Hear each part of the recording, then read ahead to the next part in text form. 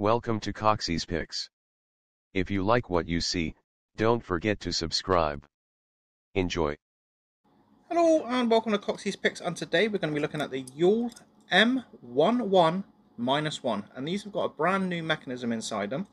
Well, it's the latest generation of YUIL. They also have still got their anti-shim still inside, which is the raised ridges at staggered sides to make it more convoluted.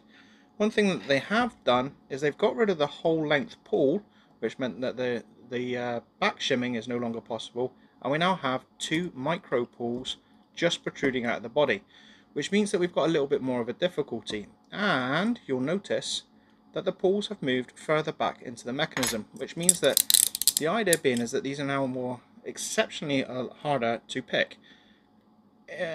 So we thought. So we have a key with a split pull, and what the idea is that you put this in and it'll action the mechanism.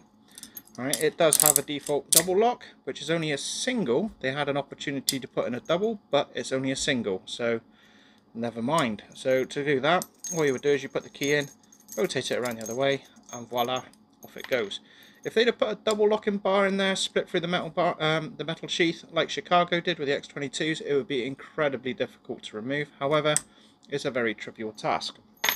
So why do I say that they've made it easier to pick? Well, to keep it international, what they've done is they've allowed the use of a single blade key to function on the lock, which therefore means that this particular metal plate inside no longer encroaches onto the keyway like on Chicago. It actually allows the entire blade to go through. Now that means that we can exploit this.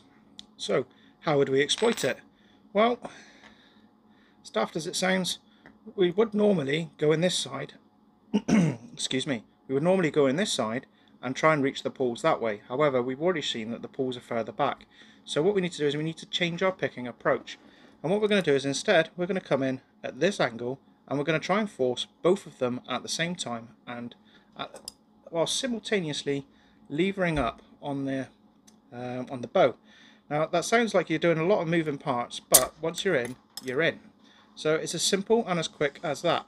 Now you might be saying, ooh, that point looks familiar. Well, that's right, because I use it on the Happy tool.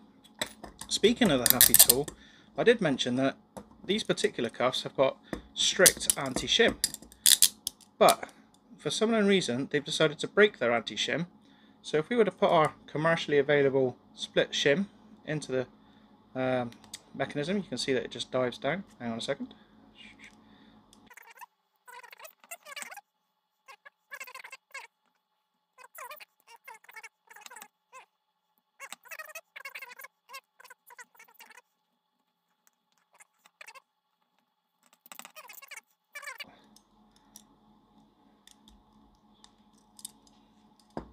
I mean, don't get me wrong, they did break the shim in, but it's not like it's not the easiest thing in the world to shim.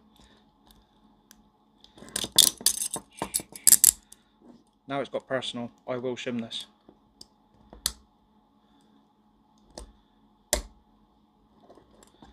There we go.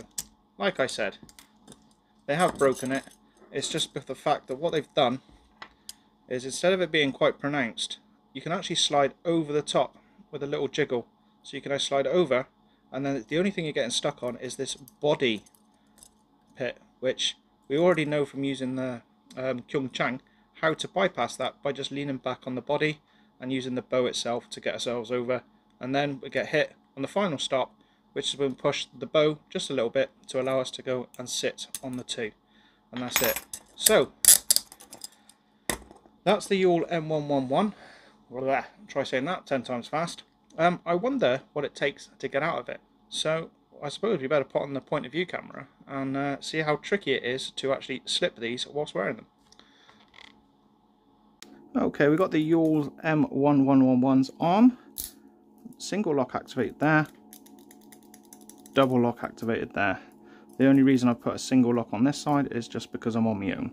So what we're going to do is you're going to angle with a flat edge of your blade, like so, and you're going to roll around the keyway and then nudge the double lock off. Double lock removed. Now we're going to put the flat edge towards the bow, and you're going to roll your wrist and just reach in, and with the tension you can then undo the cuff.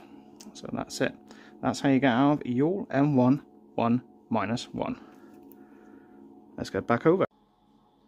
And welcome back. And like I say, if you have the correct tools or the right stabby object, then getting out of these cuffs is about the same as any other cuff. It's just knowing the right attack vector, and again, knowing what hardware you're wearing is half the battle when you're trying to escape out of it. But thank you very much for watching, stay safe, and I'll see you in the next video. Goodbye.